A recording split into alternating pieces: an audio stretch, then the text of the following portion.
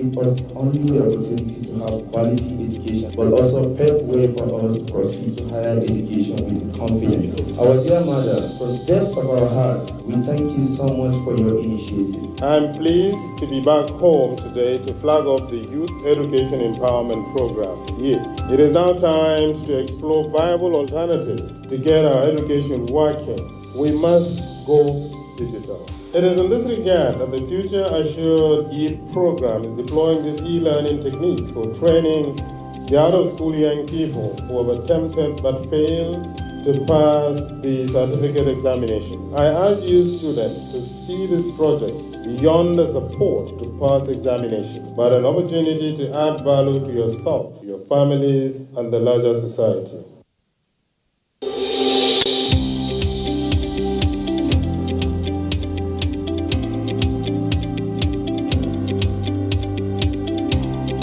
We are at the workshop for the training of the trainer, and we're training our teachers on how to use e-learning effectively.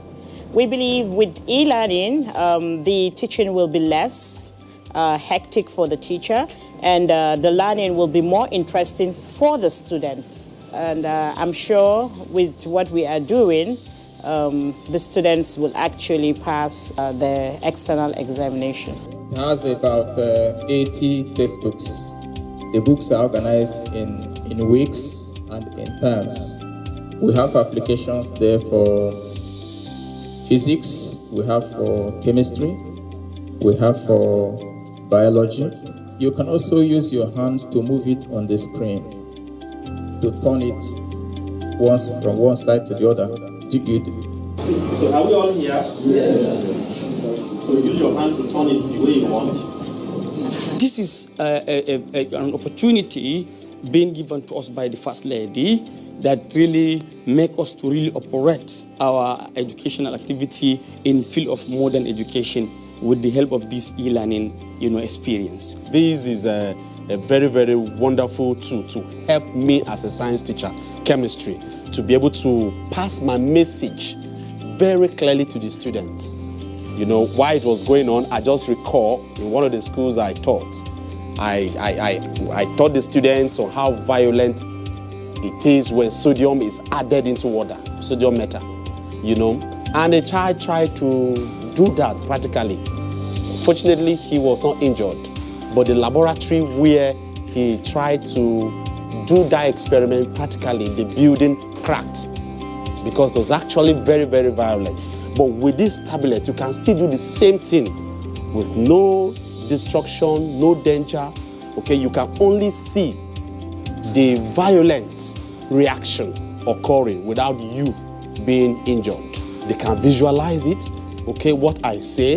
They're trying to draw the atom on the board and label all of those and shoot. They are able to see it, and so they do not have any problem with it at all. It has availed the teachers an opportunity to even learn more what to teach the students and how best to use this teaching aid.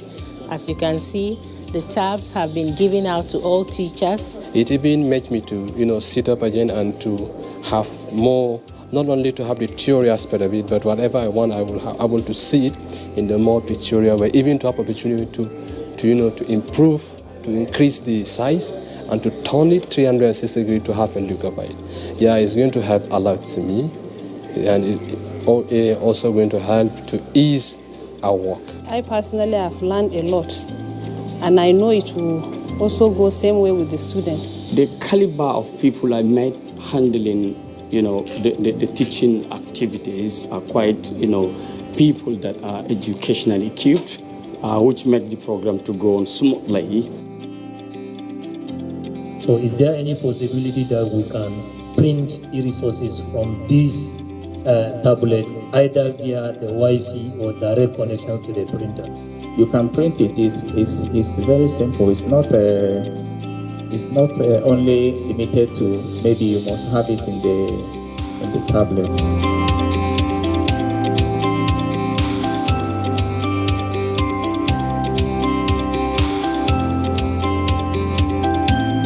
I just want to say the First Lady is actually a mother. The vision she has to make people's future better is a good one. To thank Her Excellency and to ask her to sustain this program so that many who are roaming the streets will be captured and they will be given a direction in their lives.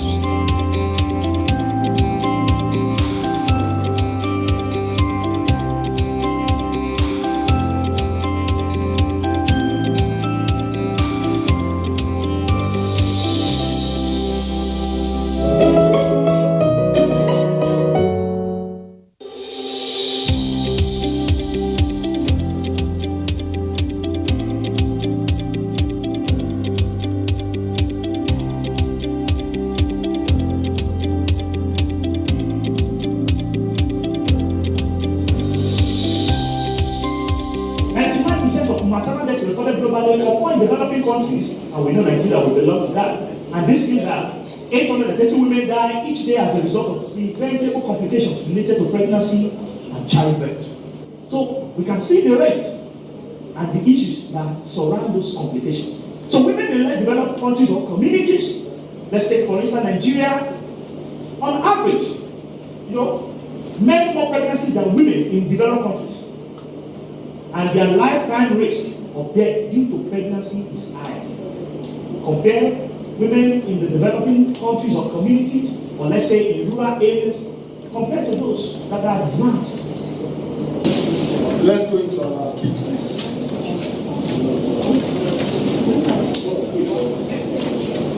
Let's go to page 9. Where we have this. It is a responsibility of you, the technical person, to our excellency, and to drive this process. Picking each of these objectives and the activities under this objective based on the timeline that you have agreed when you were developing the work plan. Who is to do what? Give an example. Tessie has the responsibility now to conduct this dissemination. So, number one thing you need to go back and do now is to do a kind of a review meeting. Based on that, particularly for those of us, let me use Abia again. He was part of us from the beginning. There are other members that are joining the team now. Look at the work plan, look at it. Thank God the kit is out. Do a kind of a refresher training. Look at the plan they have done. Is those indicators, is this still existing? We are here for the dissemination exercise on the advocacy kit for the first ladies of the Federation. The facilitators were excellent. They had a good understanding of what the messages they were trying to portray to the participants. They were extremely engaging, and the entire process opened our eyes to so many areas that we hadn't initially, or maybe might not have explored, coming from the different states that we're coming to. Medical outreach to LGY, local government, to go and screen for, or to go and distribute mama kits. When did it take place? What LGA, what location, what LGA, what type of activity, health screening, awareness creation, medical outreach, participants, who were targeted? Was it everybody? Was it women? Was it adolescents? Was it children? Objective, why did we go to that place? Then activity description, what's the likelihood? Then how specific in numbers, we saw 50. Sometimes you might not get the accurate data. I remember we went somewhere, we were trying to register them, we were walking up and down, but we had an estimate at least. Then your outcomes, challenges and recommendations. A report is not complete without there's no perfect activity, there's no perfect progress.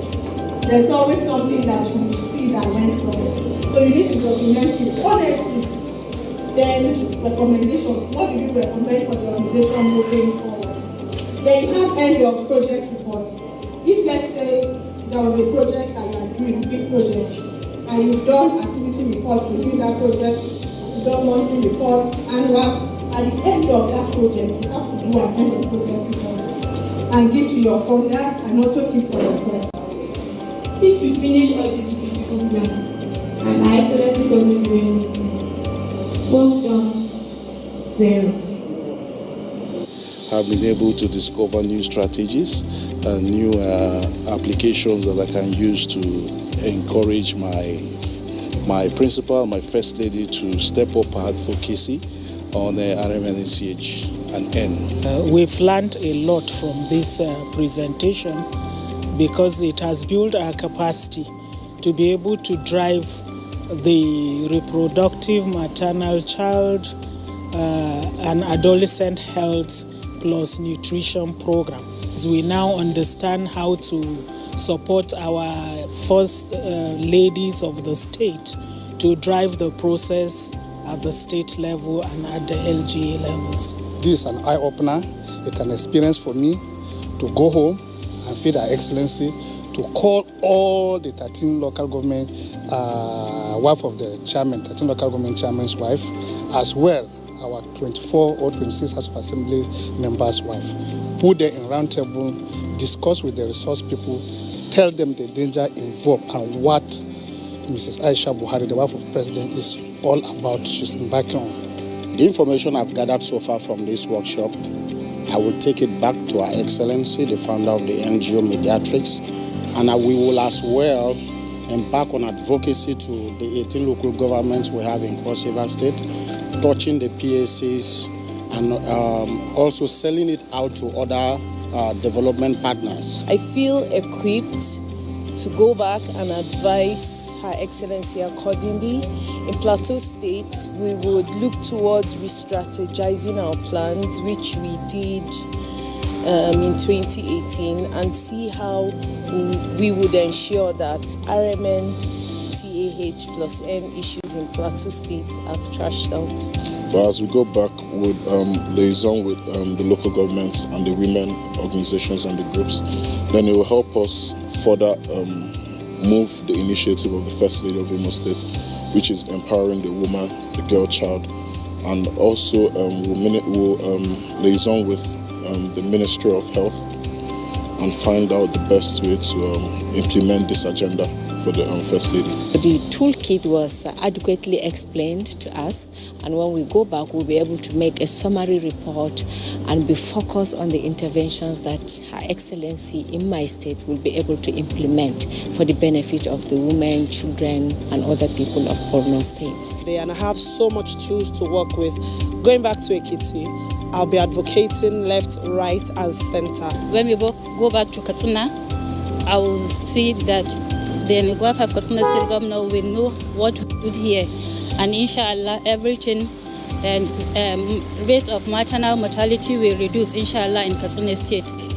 Her Excellency Dr. Hajia Aisha Buhari has deemed it fit that whatever she's doing shouldn't just stop at the federal level. And so she's taxing us to ensure it replicates itself at the state. And that's why this workshop was put together. So we really appreciate the effort of the wife of the president and the foundation for setting up this initiative.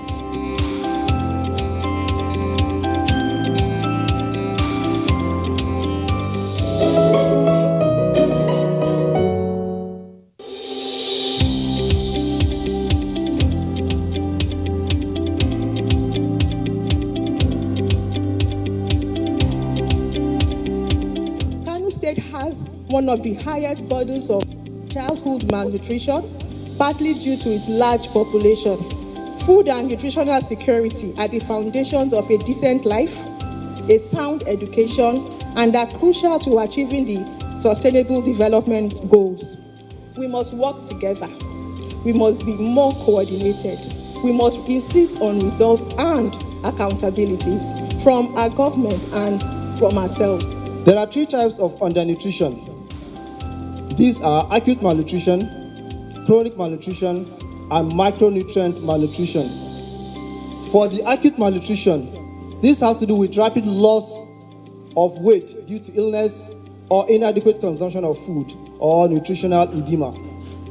While the chronic malnutrition has to do with inhibited growth in weight or in height, and cognitive development caused by poor nutrition over a period of time. Now, why do we have to invest in nutrition? Why invest in nutrition? Improving nutrition contributes to productivity, economic development, and poverty reduction. I'm going to talk about alternative sources of funding, which oftentimes we call innovative financing for nutrition. Some of them are innovative, some we're doing, so it's not so new. We have something called the mobile money tax. The mobile money tax is this idea that everybody uses a phone. No matter how poor a Nigerian is, they are on what they call social media now. I noticed that even when they can't type, they will do voice message. They will contribute. There's a way we can work with the telecommunications. So even if they don't want to do corporate social responsibility, we can work with them that 1% of either a text or a message that you get, you can actually donate that to the Nutrition Basket Fund. That is an idea. The sachet contains 100 gram, which is 482 equivalent to of energy, kilocal energy. This is the dosage guide for the action meal. 0 to 6 months, not suitable for action meal. From 6 months to 1 year, was less than 12.5 cm work, half sachet per day. 1 to 2 years.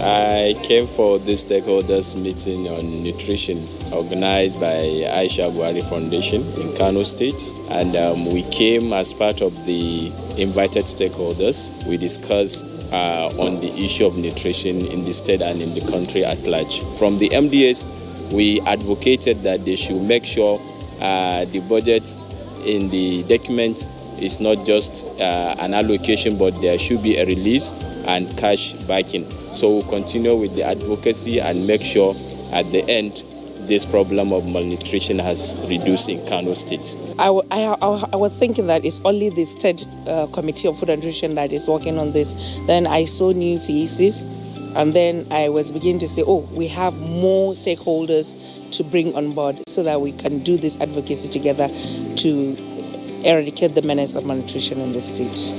It was very wonderful, educative, and interactive, whereby all the participants are contributing immensely towards the success of prevention as well as treatment for malnutrition children in Kano State. It brought in a number of practitioners in the nutrition field from different sectors. The beauty of it is that you had people from diverse areas, from economic planning, from budget, from finance, the NGO space, as well as international organizations, and all to talk about planning and budgeting for nutrition in Kano State. So there was a high level of engagement in terms of the causes, and also to look at the areas of bottlenecks. What are the key things that we need to do? There's high political will by the state government in terms of the amount of money that has been budgeted for nutrition activities, the multi-sectoral plan. But the challenge is making sure that that amount, all that money is released. Secondly, is the fact that it covers a whole range of areas, both nutrition sensitive and nutrition specific, which is very good. I'm sure that Kano State will be well on the way to reducing the malnutrition rates. Aisha Buhari Foundation is doing well towards nutrition.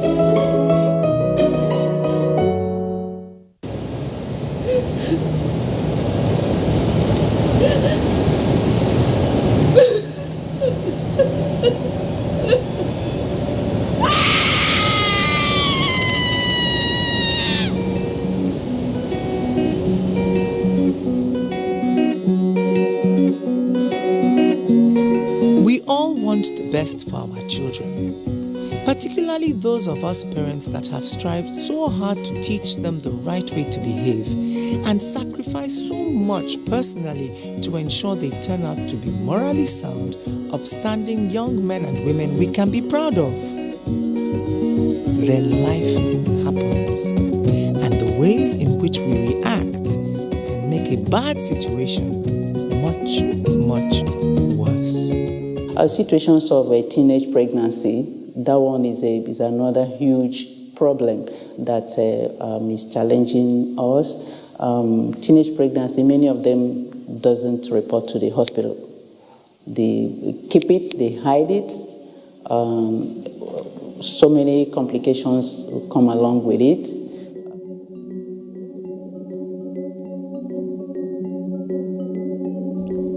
This is one such story we can learn from.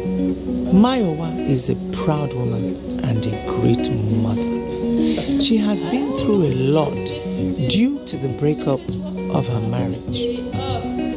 At the time, her children were still very young. She is determined that her husband and his family will not have cause to gloat over her failure to survive, do well, and raise wonderful children. She implores her children daily not to let her down, not to let themselves down, not to let society and their father's people gloat at them.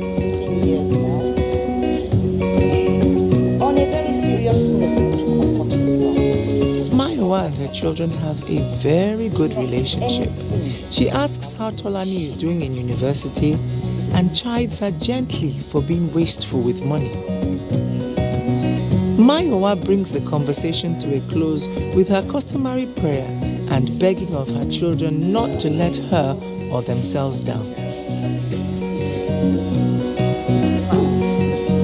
Tokpe is very good at looking out for his sister. He senses that she's up to something. Tolani confesses she is going away with a boyfriend for the weekend and will not be on campus. She begs her brother to cover for her in case her mother tries to reach her during the weekend. Tokpe agrees, but asks Tolani to be careful and not to let her moves come back to bite them. Mayowa comes out onto the front terrace, surprised to see her children still talking. She hurries them along. Weeks later, Mayowa comes home and is surprised but pleased to see Tolani is home. She worries as her daughter suffers from sickle cell anemia, even though over the years she has carefully and sensibly managed to keep her episodes at bay. What are you doing at home? Are you okay? Are you sick? What is wrong, my dear? No. She can see from Tolani's reaction that this has nothing to do with her sickle cell anemia. Abi, did you fail a course or something? She asks. Talk, no.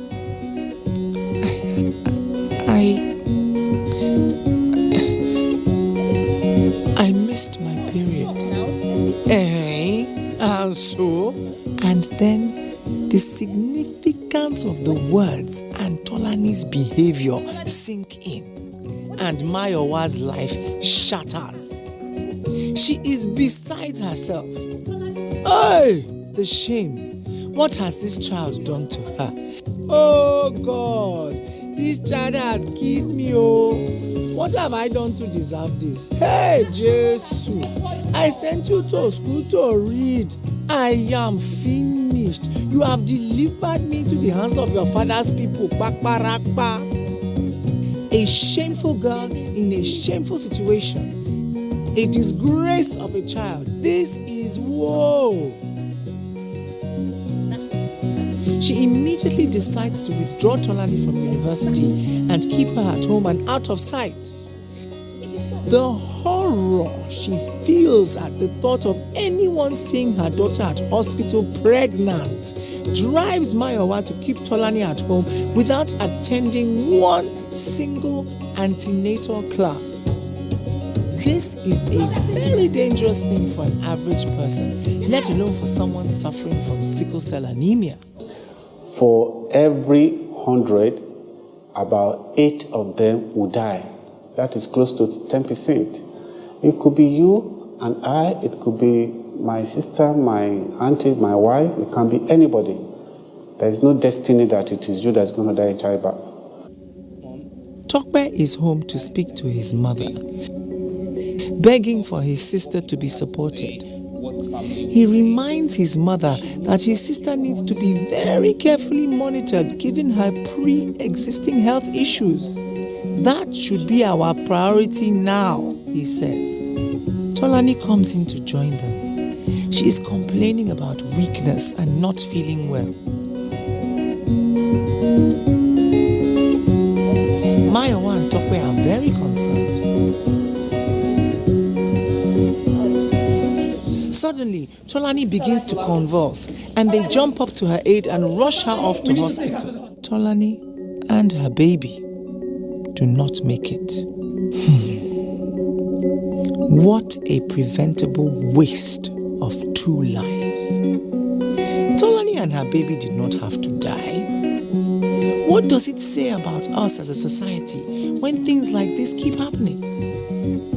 What could be more important in this instance than the life of the mother and her baby? It is very important to register your pregnancy and attend antenatal care. Antenatal care will provide essential information required for the management of your health during pregnancy, especially when you have pre-existing health issues such as Tolani had. It cannot be said enough that your life and that of your baby is priority over any other thing. My name is Elvina Ibru, and this message is brought to you by the Future Assured program of the Aisha Buhari Foundation.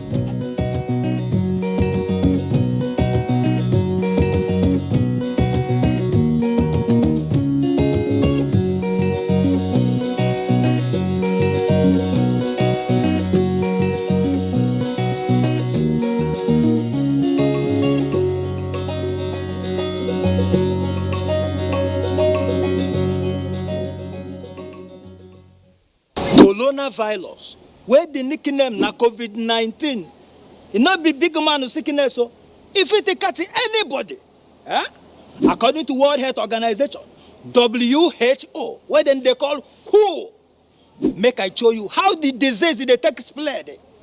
Oga travel go abroad, come back with symptoms of COVID-19 infection. As he land for airport, driver go carry and come house. His wife and pikin welcome am.